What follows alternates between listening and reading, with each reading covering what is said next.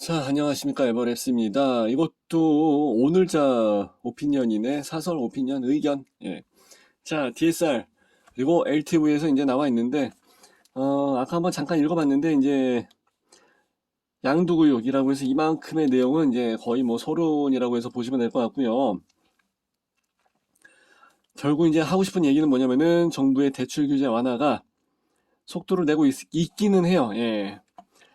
그래서 주담대, 대출 비율이 이제 70%까지, 예.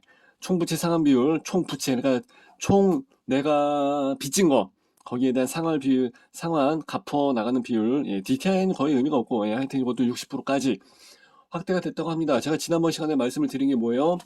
전체적인 규제, 청약 분양에 대한 규제라든가 이런 건 계속해서 해제를 하면서 풀어나가는 시점이죠. 왜냐면 미분양이 되고 있으니까. 둔촌 주공, 올림픽 파크 포레온이 거의 지금 뭐 미분양을 걱정을 해야 될 때다 그러면은 다른 데는 뭐 말 다 했죠, 그죠? 자, 게다가 이달 자 10억 총 아파트도 주담대가 가능합니다. 전정부에서 적폐 대상은 아이고, 부동산이나 경제를 보는 눈 자체가 이 정도 수준밖에 안 되니까 이걸 적폐라고 하고 앉아 있는 거예요, 그죠? 다주택자, 임대사업자에 대한 대출 규제 완화도 이제 뭐 검토를 하고 있다고 합니다. 근데도 잘 안 되죠. 시큰둥한 이유가 뭐예요? DSR 총부채 원리금 상환 비율. 그러니까 이제 아까 봤었던 총부채 상환 비율이 아니라 총부채 원리금 상환 비율이에요. 그래서 요거는 계산법이 좀 다르죠. DSR 40%. 이게 제일 중요합니다. 제가 다른 금리는 어떻게 할 수가 없어요. 왜냐하면 세계 경제 흐름을 따라가야 되고 미국의 금리를 따라가야 되고 미국의 이제 소비자 물가가 올라가고 있는 상황 많이 올라가죠. 이제 정점을 찍고 내려온 것 같긴 합니다만은 우리나라 소비자 물가 지수도 5%, 5.6%까지도 이제 예상을 해보고 있는 상황이죠. 그러면 금리는 6, 7까지도 생각을 해봐야 된다는 얘기예요. 그러니까 이거는 어떻게 할 수가 없어, 금리는. 근데 규제나 DSR 같은 거는 우리나라에서 자체적으로 풀 수가 있어요. 근데 이제 가계부채가 너무 심하니까 차마 이것만큼은 건드리지 못하고 있었던 거죠. 그래서 나머지 LTV나 DTI 가지고 해서 생색은 많이 내고 그리고 이제 아파트 분양 시장이나 이런 게 전체적으로 이제 미분양 침체 이쪽 패턴 이쪽 사이클로 진입을 하고 있는 그런 상황이다 보니까 다 풀어주긴 다 풀어주고 있는 상황이죠. 근데 차마 요거 하나만큼 DSR 요거 하나만큼은 그냥 내비두고 있는 겁니다. 그래서 은행에서는 사실 실질적으로 뭐 LTV 뭐 DTI 어떻게 됐다 할지라도 사실 DSR 요거 하나를 가지고 자기네들 입맛에 맞게끔 예, 대출 안 해주고 있는 그런 상황이죠.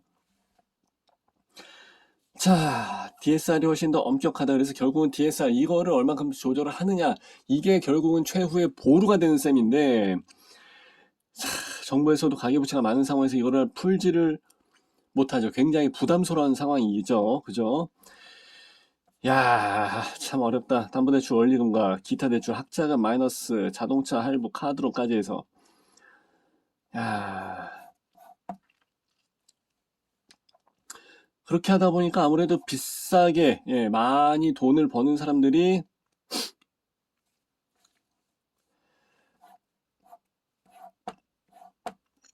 DSR이나 LTV에서 확실히 더 우대를 많이 받게 되는 거가 맞죠. 예.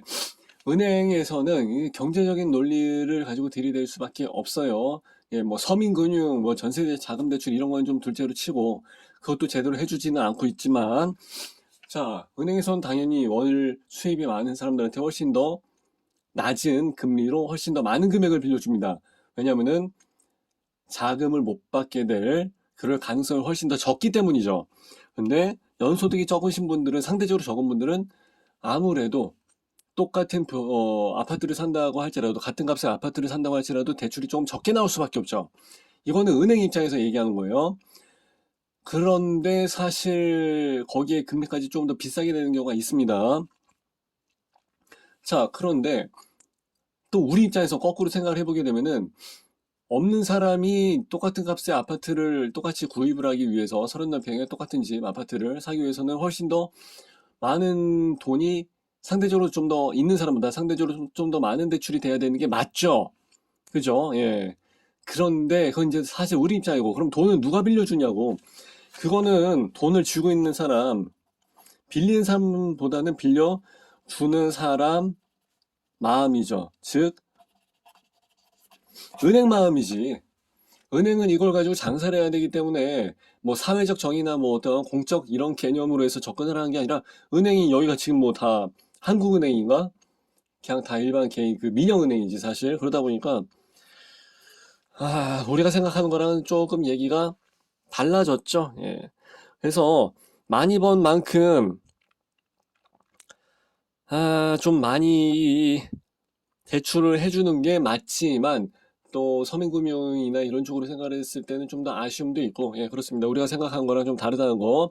그리고 어쨌든 간에 정부에서는 지금 최후의 보루로, 예, DSR 요거 하나를 지금 남겨놓고 있는 상황인데, 아마 내년도 봐서는 그래도 미분양 사태가 계속 이어질 것 같기 때문에, 금리가 계속 올라가고 하게 되면 좀 문제가 되기 때문에 DSR을 검토를 하지 않을까. 예, 마지막까지 요거는 한번 기대를 해봅니다. 이게 돼야지 결국은 대출에 대한 모든 게 이제 실질적으로 체감이 됩니다.